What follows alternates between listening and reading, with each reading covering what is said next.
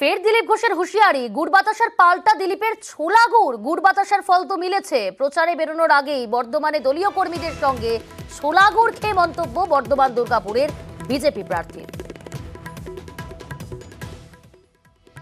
আমরা নিজের শক্তি বাড়াবার জন্য খাই, লোককে দেখাবার জন্য নয়।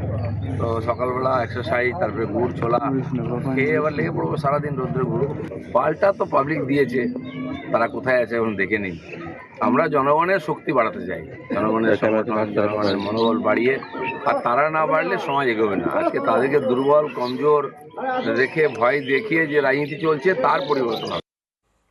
পাল্টা কটাক্ষ তৃণমূল নেতা জয়প্রকাশ মজুমদারের।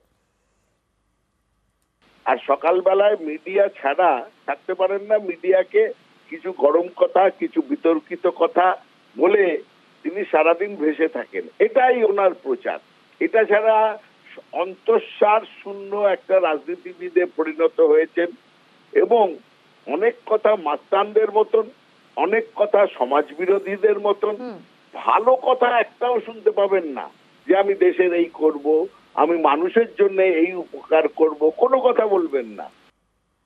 দিলীপের রাজ্য ছাড়া করার হুঁশিয়ারি, প্রচারে বেরোনোর আগে তৃণমূলকে হুঁশিয়ারি বর্ধমান দুর্গাপুরের বিজেপি প্রার্থী। বলে রাখুন, ভোটের পরে যদি ঘর ছাড়তে না হয় চুপ করে উল্টো আমি বলেছিলাম তোমরা আমাদের গ্রাম ছাড়া করো না, এবার রাজ্য ছাড়া করো। পাল্টা কটাক্ষ করতে চাইল না রাজ্যের শাসক দল তৃণমূল কংগ্রেস। তৃণমূল নেতা জয়প্রকাশ মজুমদার কি বলছেন শুনবো।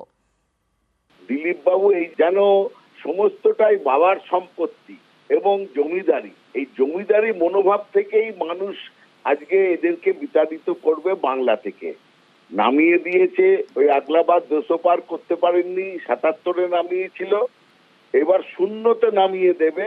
উনি নিজের জামানতটাকে ধরে রাখতে পারবেন কিনা সেই চেষ্টা করুন দিলীপ বাবু। আর ওই প্রত্যেক দিন সকালে সমাজ বিরোধীদের ভাষায় কথা বলবেন না, বাংলার মানুষ এইসব ভালো চোখে দেখে না। আর সাবধানে থাকবেন, একবার বাংলার মানুষ খেপে গেলে আপনি নিজে পালাবার পথ পাবেন না।